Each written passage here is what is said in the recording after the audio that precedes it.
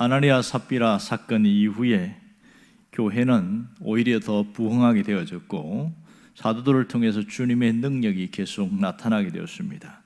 그래서 사도들을 찾은 이 병자들이 육체의 질병이 낫게 되어지고 그들이 회복되어지는 놀라운 역사가 있었습니다. 사실 병원도 없고 제대로 치료받을 수 없는 그런 여건 속에서 질병에서 노임을 받는다는 것은 굉장히 획기적인 사건입니다. 그러니 이 사람을 오히려 칭찬하고 인정해줘야 되는 것이 마땅합니다. 그러나 이 사람을 시기하고 미워하는 무리들이 있었으니 그들은 바로 대제사장들과 사두개 당파의 사람들이다, 그렇게 나옵니다. 이 사람들은 권력과 능력을 갖고 있었고 그들은 마음의 시기가 가득해서 이 사도들을 붙잡아서 감옥에다 넣었다, 이렇게 나옵니다. 오늘 본문에는 어떤 감옥인지 잘 나오지 않지만 성경의 헬라어 원문을 보면 사설 감옥이 아니라 국가에서 운영하는 공공 감옥이었다는 것을 알 수가 있습니다. 이 국가에서 운영하는 공공 감옥은 특별히 삼엄한 경비가 있고 그리고 감시가 아주 철두철미하기 때문에 거기서 빠져나오는 것은 쉬운 일이 아닙니다. 그럼에도 불구하고 그날 밤에 어떤 일이 있었냐면 주의 천사가 그에게 다가왔습니다. 그리고 홀련히 사람도 지키고 있고 문도 잠겨 있는데 그 사람들, 이 사도들만 없어져 버렸어요. 깜짝 놀랄 일들이 생기게 된 것이지요. 자, 오늘 21절에 보면 이들이 어디 갔는가가 잘 나옵니다. 보면 새벽에 성전에 들어가서 가르치더니 이렇게 이야기하고 있습니다. 자, 그러면 어떻게 이게 가능한 일이냐는 겁니다. 여기서 주의 천사가 어떻게 풀어주었을까? 오늘 누가는 어떻게 풀려났는지에 대해서는 생략을 하고 있습니다.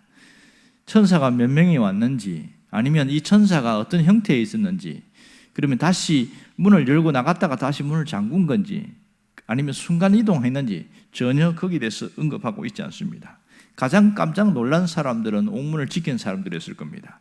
간수들과 간수장들은 너무나 충격을 받았을 거예요. 왜? 문도 잠겨있고 사람도 그대로 서 있는데 감옥에 있는 그 사람들만 없어져 버렸어요. 이게 도대체 어떻게 된 일이냐? 세상에 이런 일은 한 번도 없었는데 이게 가능한 일이냐? 얼마나 충격이 되겠습니까? 왜냐하면 그 문제에 대해서 자기들이 전적으로 책임을 져야 하기 때문에 심각한 일인 것이지요. 그런데 오늘 왜 이 옥문이 열렸는가? 왜 주의 천사들이 와서 이 옥문을 열게 했는가? 이 부분을 우리가 아는 것이 대단히 중요합니다. 도대체 왜 이런 일이 일어나게 되었을까요? 그것은 19절에서 정보를 주고 있습니다. 주의 사자가 밤에 옥문을 열고 끌어내어 이르되, 이렇게 이야기를 하고서 이 원인을 뭘로 이야기하냐면 결국은 20절에 보면 이렇게 말합니다. 가서 성전에 서서 이 생명의 말씀을 백성들에게 말하라. 왜 끌어내었는가? 그것을 분명히 알 수 있는 것은 생명의 말씀을 전하라고 했구나, 이걸 통해 알 수 있습니다. 특별히 여기에서 주의 사자가 밤에 옥문을 열고 끌어냈다는 것에 보면 우리나라 성경에는 없는 단어가 헬라어에 보면 있습니다. 그게 뭐냐면 그러나 주의 사자가, 이렇게 나옵니다. 이 말은 삼엄한 경비와 철통 같은 보안 속에서 도무지 나올 수 없는 그런 상황이었지만, 이런 뜻이죠. 그러나 주의 천사가 그들을 끄집어냈다. 오늘 여기에 보면 특별히 밤에 끄집어냈다, 이 시각이 대단히 중요합니다. 지금 캄캄한 밤에, 그것도 아무도 들어올 수 없는 그런 상황, 그 밤에 하나님의 은혜가 그들에게 임하였고 이들은 홀연히 순간 이동을 했는지 그들이 나오게 되었었습니다. 그리고 오늘 이 새벽에 성전에서 가르쳤다 나오는데 헬라어 원어를 보면 새벽이라는 단어는 아침이다, 이렇게 표현되어 있습니다. 아침부터 그렇게 성전에서 가르치는 것은 대단한 일이지요. 어떻게 이게 가능했을까? 그런 생각을 해봅니다. 자, 이것은 오늘 주의 사자가 누구냐 하는 것보다 더 중요한 것은 여기에 성령의 역사가 있었다는 사실입니다. 성령 하나님이 전적으로 역사하신 것을 볼 수 있습니다. 오늘 생명의 말씀을 전하게 했다, 이게 목적이었습니다. 그러면 생명의 말씀이 도대체 뭘까요?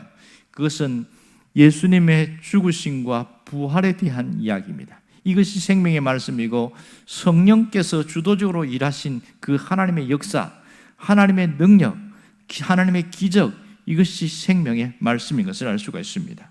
오늘 이 일을 위해서 이들을 홀련히 감옥에서 빼냈다는 것을 알 수 있습니다. 놀라운 일입니다. 오늘 이 여기에서 정말 중요한 것을 깨닫게 되어집니다. 밤에 하나님의 은혜가 임했고 아침에 그들은 주의 사역을 감당했다. 이것을 알 수 있습니다. 결국 옥문이 열리고 하나님의 역사가 나타나는 이 과정에 보면 뭔가 그 하나님이 주신 사명을 붙들고 살고 복음을 전하고 할 때에 하나님의 기적 같은 일들이 일어나더라. 이것을 깨달을 수가 있게 된 것이지요. 우리의 삶의 현장은 정말 여전히 어렵고 힘든 것은 마땅합니다. 어쩔 수 없이 살아갈 수밖에 없고요. 어떤 경우는 사도들이 당한 것처럼 옥에 갇히는 그런 일은 없지만 살아가는 삶의 모습이 마치 옥에 갇힌 것처럼 답답하고 힘든 삶을 살아가는 사람들이 종종 있습니다. 여러분, 옥에 갇혔다는 게 무슨 뜻일까요? 뭔가에 매여서 내 마음대로 할 수 없는 상태, 이런 것이지요. 감옥에서는 내가 원하는 대로 가고 싶은 대로 가거나 원하는 대로 할 수 있는 일이 아무것도 없습니다. 그처럼 살아가긴 살아가지만 내 마음대로 할 수 없는 사람들은 어딘가에 매여서 사는 사람이다. 그걸 알 수가 있습니다. 예를 들자면 빚을 진 사람은 빚에 거기에 매여서 살게 되어집니다. 그것이 해결될 때까지는 끌고 다닙니다. 그리고 어떤 힘 있는 사람에게 뭔가 함께 어떤 그 사람에게 빚을 졌다든지 그 사람에게 큰 은혜를 입었으면 그 사람에게 끌려다닙니다. 정신적으로 거기에 매여 있을 수밖에 없는 것이지요. 그런가 하면 형편과 처지와 환경에 매여 있는 사람이 있습니다. 이 환경에 매여서 어쩔 수 없이 그 일들을 해야 되는 그런 사람들이 많습니다. 혹은 생활에 매인 자들이나 또 자녀에게 매인 자들이 아마 그렇지 않겠는가 싶습니다. 또 세 번째는 어떤 주님에게 매여 있는 자들이 있습니다. 이런 사람은 사명에 매여서 사는 사람들이다. 이렇게 말합니다. 주님 때문에 고난을 당하고 주님 때문에 고통과 어려움과 환경에 힘든 일들이 있습니다. 거기에 매여 사는 사람들이 있습니다. 여러분은 어디에 매여 살고 있습니까? 놀라운 것은 이렇게 우리가 매여 사는 가운데에 내가 주님 앞에 바로 서 있는 자들에게는 하나님 어떤 역사를 일으키냐면 옥문을 열다는 사실입니다.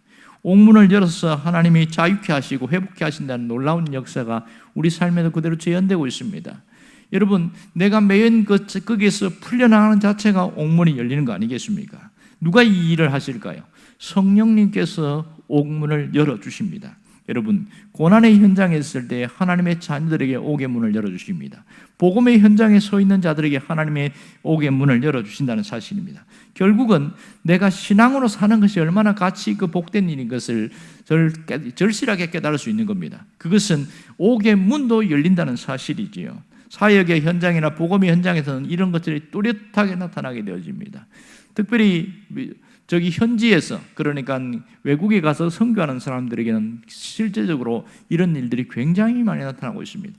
도무지 여기서는 끝났구나, 죽었구나, 이런 상황인데 하나님이 기적같이 길을 열어가지고 거기서 다시 자유케 되고 사역을 감당하는 일들이 얼마나 많은지 모릅니다. 우리는 지금 이 생활에 매이고 삶에 매이고 뭔가 보이지 않는 것에 묶여 살아가고 있지만, 그러나 여기에서 놀라운 것은 이 가운데서도 하나님의 보호하심이 있다는 사실입니다. 이걸 깊이 깨닫게 되어지면 언제나 든든히 이겨낼 수가 있습니다. 코로나 상황 속에서도 그렇게 잘 버티고 피해갈 수 있는 것은 전적인 하나님의 보호하심입니다. 내가 할 수 있는 것은 한계가 있어요. 내가 피하고 조심하는 것도 한계가 있습니다. 보이지 않는 하나님의 손이 보호하지 않으면 우리가 감당하고 견딜 수 없는 것이 분명합니다. 정말 이 현실은 불확실한 시대를 살아가고 있어요. 여기서 하나님의 보호하심이 끈을 놓아버리면 우리는 여지없이 시궁창에 처박히고 감옥에 매인 것처럼 꼼짝없이 그렇게 살아갈 수밖에 없는 자들이라는 겁니다. 우리가 더 자유하고 더 회복된 삶을 살기 위해서는 어떻게 해야 됩니까?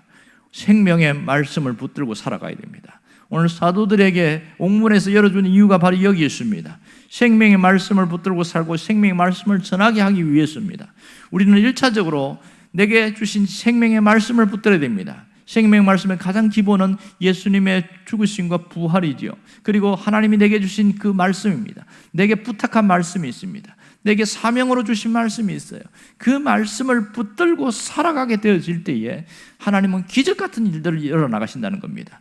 그리고 더 나아가서 사명의 현장, 사역의 현장, 복음의 현장에서는 더 엄청난 일들이 일어나는 겁니다. 우리도 옥문이 열린다는 사실을 갖고 기대감을 갖고 여러분들이 삶이 회복되기를 주의 이름으로 축원합니다. 기도하겠습니다.